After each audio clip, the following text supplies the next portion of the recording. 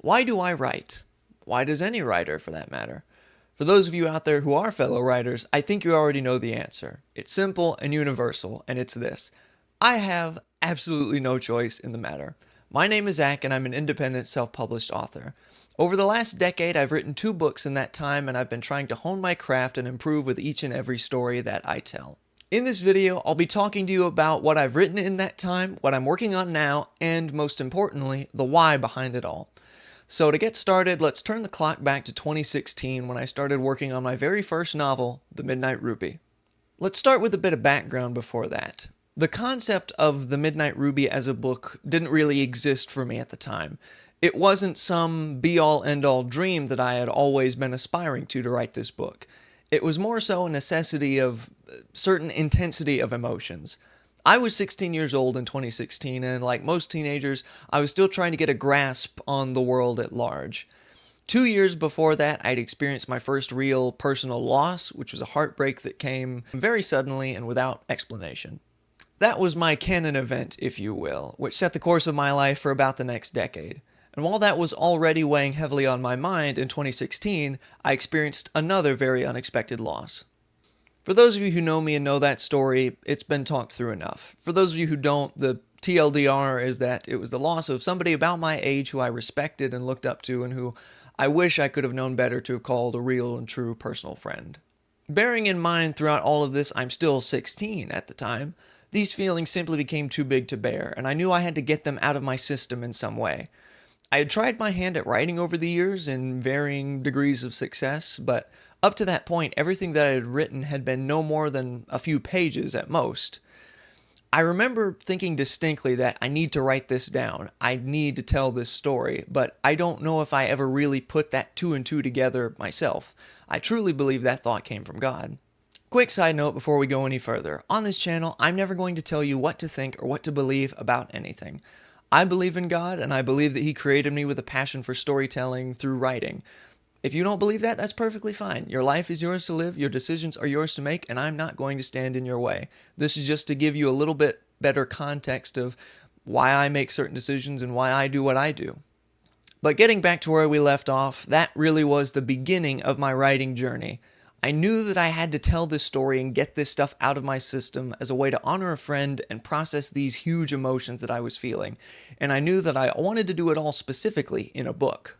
Then came the big question: how do you write a novel? Like I mentioned before, everything I'd written up to that point had been maybe 3 to 4 pages at most. I'd never written anything to the scale of a book yet, and I was still trying to wrap my mind around how to tell a story that goes on for that long. Around that time in high school, we were doing a unit on short stories, and we began, I remember very specifically, with Edgar Allan Poe's The Mask of the Red Death. Short stories as a medium were new to me. I hadn't really read any of them before. But as we began to dive into what was going on behind the scenes and between the lines, I became instantly fascinated. This was the answer, I thought. I began to look at short stories as scaled-down versions of novels, which they absolutely are. You still have a definitive beginning, middle, and end, and you still get to play with all the toys in the writer's sandbox. You can have your extended metaphors, your foreshadowing, anything that you can throw in a novel, or any other piece of creative literature for that medium, you can find in a short story. So I keyed in for that unit especially, learning as much as I could and going over every story we read with a fine-tooth comb, trying to understand them at their most fundamental levels. Then after that, I took everything that I had learned and began writing my own short stories. I worked on bettering my skill at writing through all of the short stories that I wrote, and from about 2016 to 2018, I ended up writing about a full book's worth of short stories, which are all terrible and will never see the light of publication day, but they helped me get a sense for how to write a novel. I wrote them all out in the same document, even though all the stories were individual, so that way each story almost functioned like its own chapter, if that makes sense. During those 2 years as well, I had also been outlining and ironing out plot points for The Midnight Ruby, and I even started working on it. However, as time passed and events were still rippling from the real-world events that had inspired the book, certain plot points I would find changing drastically or getting written out of the book altogether. I had a general outline and I knew roughly all the major plot points leading up to the ending, but I didn't know exactly how it would end. I knew everything up until the final scene, but once I got there, everything froze. I can still visualize that static moment in my mind exactly as I pictured it several years ago now. But to give you a bit of an example of what that may have looked like without really giving anything away, think back, for those of you who can and were around to experience this, to Star Wars The Force Unleashed 2, specifically the end scene, where everything freezes and the main character Starkiller is given the choice to either kill Darth Vader or spare him. In the Midnight Ruby, I could make it up to that point, but I could never really make that decision for one of my main characters. However, in 2018, the decision was made for me, and then I had my ending.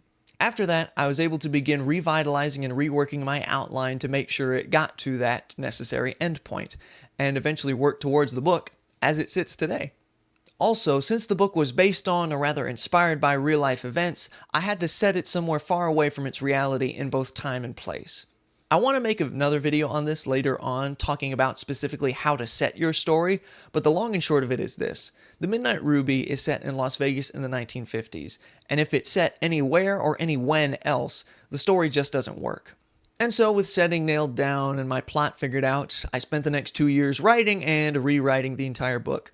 I say rewriting because I got up to a point about halfway through and realized, something's not right.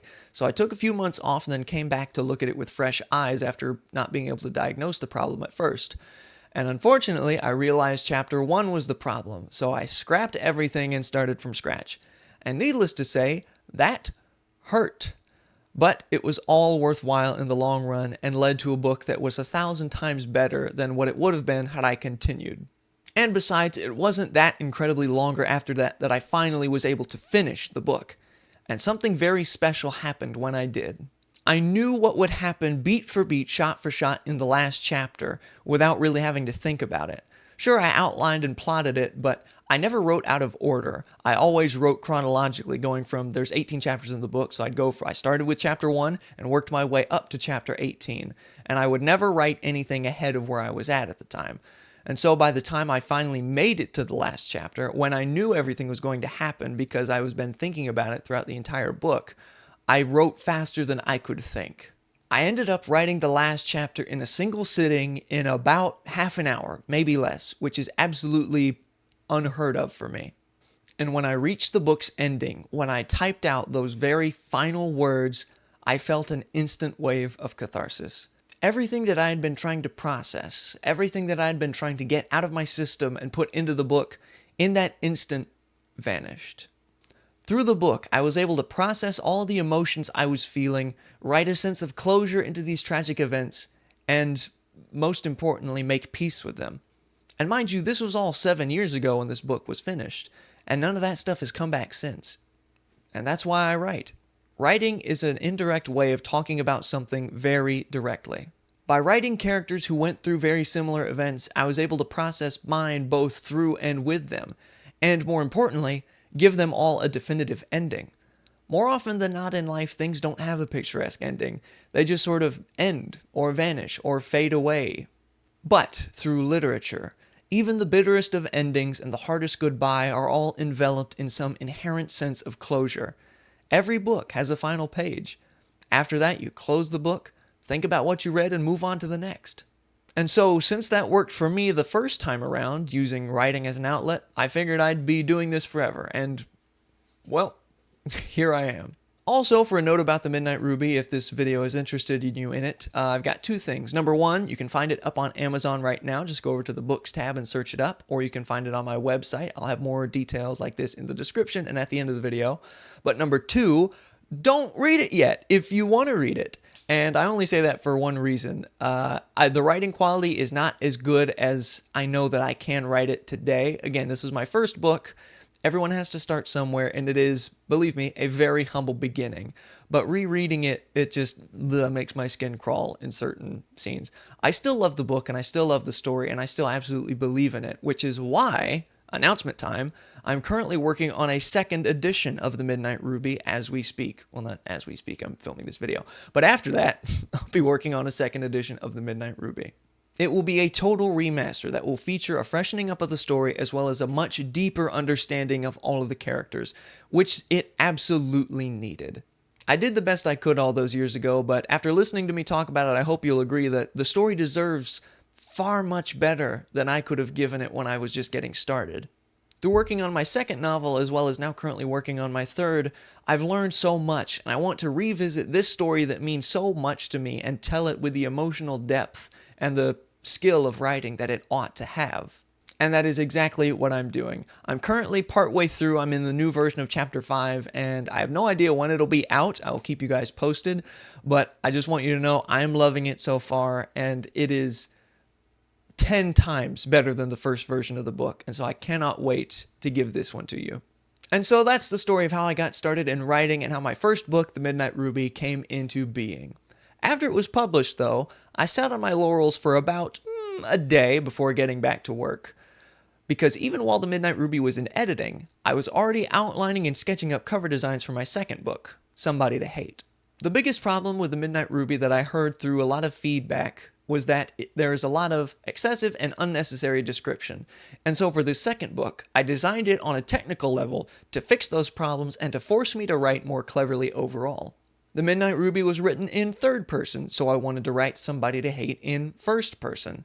We jumped around from a few different characters in the first book, and so for the second, I wanted you to only get one side of the mystery that's going on. And because I knew I wanted the book to be a murder mystery, I made a very big decision. I wanted to write from the first-person perspective of the detective. Why was this such a big decision? Think about all the other popular detective stories that you know. They're usually written from first-person perspective, but not from the detective, from the intentionally dull sidekick. Sherlock Holmes' adventures are narrated to us by Watson. Hercule Poirot's escapades are given to us by Captain Hastings. That seems to be, at least as far as I've seen, the norm for these kind of stories. And why?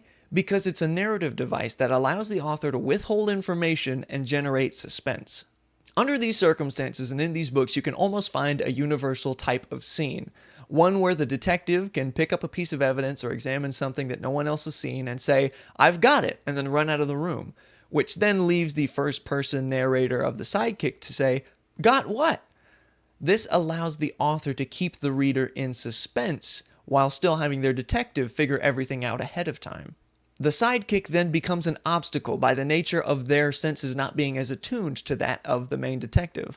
And so, of course, being me, I took this as a thrown gauntlet, an open invitation to a challenge, to write from the first-person perspective of the detective, not the sidekick.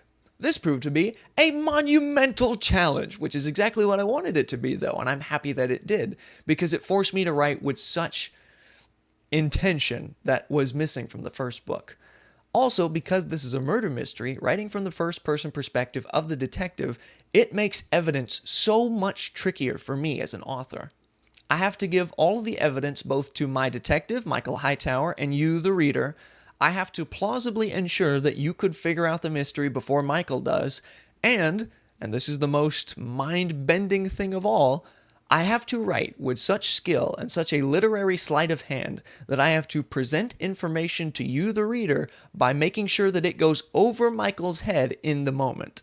Again, I designed this book to challenge me, and it did just that. And I'm so glad that it did. Because unlike The Midnight Ruby, I don't think Somebody to Hate could be a single word different. I love this story so much. I love this cast of characters. They all feel so real and alive and grounded to me. And again, I'm saying all this as unbiased as I can, but it is rare for me as an author or a creator or an artist of any type to be able to make something that I truly love and holds up for me over time. And Somebody to Hate is just that. I haven't gotten into it, by the way, the story behind the book, but like The Midnight Ruby, it's also inspired by real-life events. In some ways more so, in others less, but the two books are very difficult to compare. And I won't really get into it in this video because the book does quite literally speak for itself in the second to last chapter, and I'll leave that there if you'd like to read it. Also, because this book taught me so much about writing, I do want to do a deeper dive into it at some point, but that's where I'll leave things for now. If you love a good murder mystery and a classic detective story, I think you will love Somebody to Hate, as ironic as that sentence sounds. And that's my second book, which I love and would recommend 1,000 times over the first, at least up until I get that second edition out. But also, because I did tell you what I'd be working on currently, I am in the trenches working on book number 3. And I say book number 3 because it does not have a title yet, and I have no clue what that title will be, which is interesting. but I can tell you a little bit about it. It is set in Paris in the 1860s, and it will be a Gothic romance, with both of those words coming from their original or traditional meanings. Like with the last book, I've designed this one with a whole new set of challenges in mind, and it is certainly already running me through the ringer just in the introduction alone. And so I can't really give you a whole lot more than that, but just to give you sort of a vibe of what you can expect, think The Picture of Dorian Gray meets Frankenstein meets The Phantom of the Opera.